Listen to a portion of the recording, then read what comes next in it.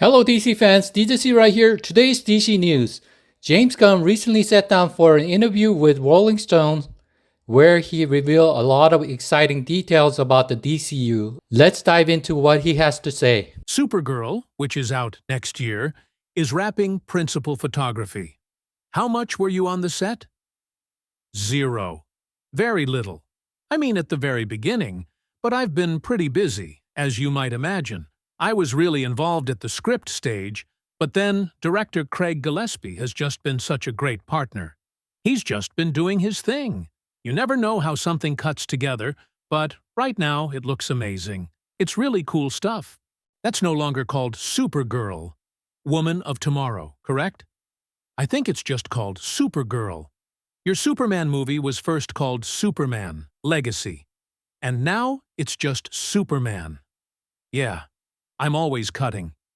Legacy was really, we do something called a pre-mortem. A pre-mortem is you get together with your group that's doing the project. It's usually about a couple months before shooting, and you go, hypothetically, if it's an epic disaster, what are the things that we're doing today that are going to cause it to be an epic disaster? Everyone here can speak freely.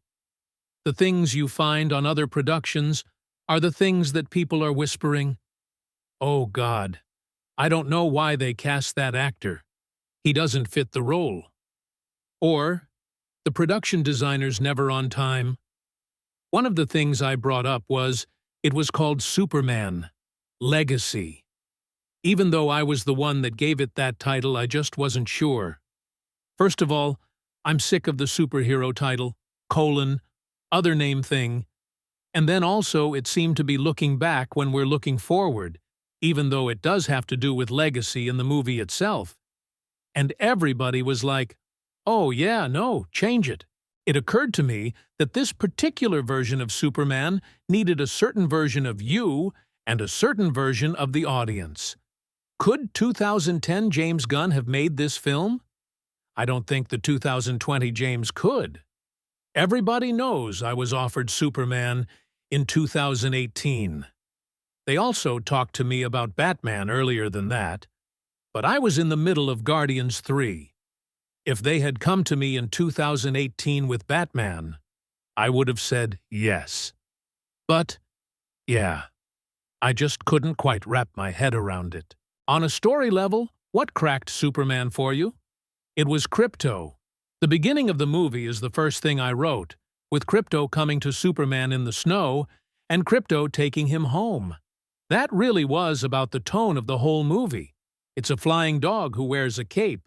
But that led immediately to the robots, to the fortress rising from the ground, to the device that isn't in the comics, the giant magnifying glass, which powers him up more quickly than just the regular sun would.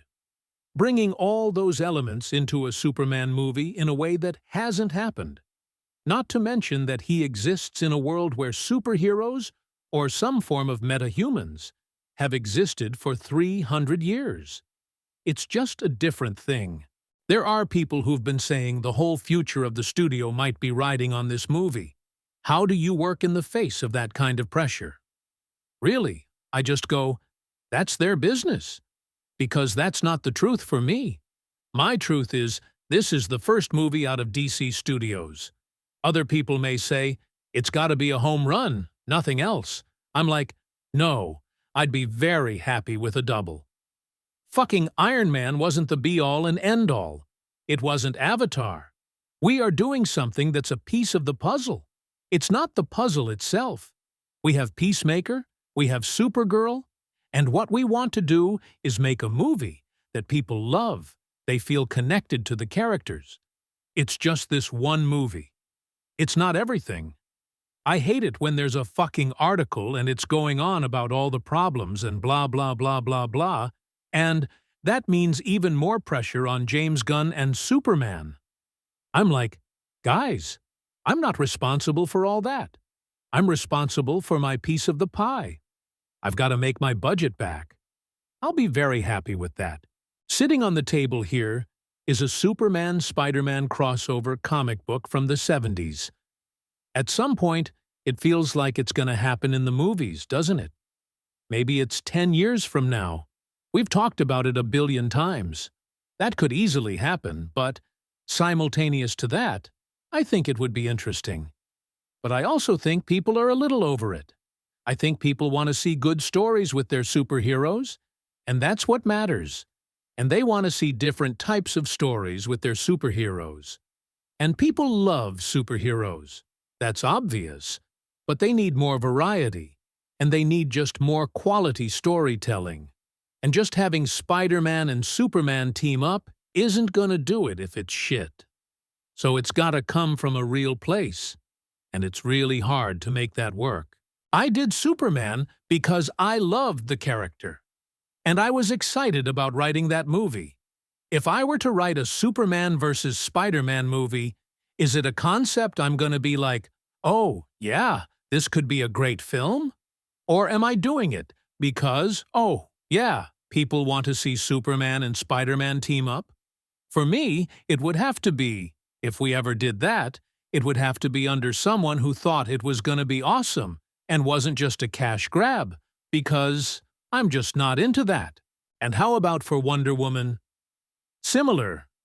Wonder Woman, I think, is actually easier for me because there haven't been so many infinite portrayals of Wonder Woman, definitely not in movies, but really anywhere, that there have been of Batman. Every single Batman story has been told. It seems like half the comics that have come out of DC over the past 30 years have Batman in them. He's the most famous superhero in the world, and the most popular superhero in the world. And people love him because he's interesting, but also having so much of him out there can also make him boring. So how do you create that property that's fun to watch? I really should clear this up. Is there still a non-zero chance that Matt Reeves' Batman will get sucked into your universe? Long pause. I would never say zero, because you just never know. But it's not likely. It's not likely at all. I'll also say Batman Part 2 is not cancelled. That's the other thing I hear all the time, that Batman Part 2 is cancelled. It's not cancelled. We don't have a script. Matt's slow. Let him take his time. Let him do what he's doing. God, people are mean. Let him do his thing, man. Majesty, Polo is exhausted because Majesty, only Polo, can take this and give you a princess. We have Clayface news. James Gunn confirms Rhys Harries has been cast to star in Clayface. Both Matt Reeves and I were just blown away by this guy and can't wait for you to see this film. Disappeared off the face of the earth 20 years ago.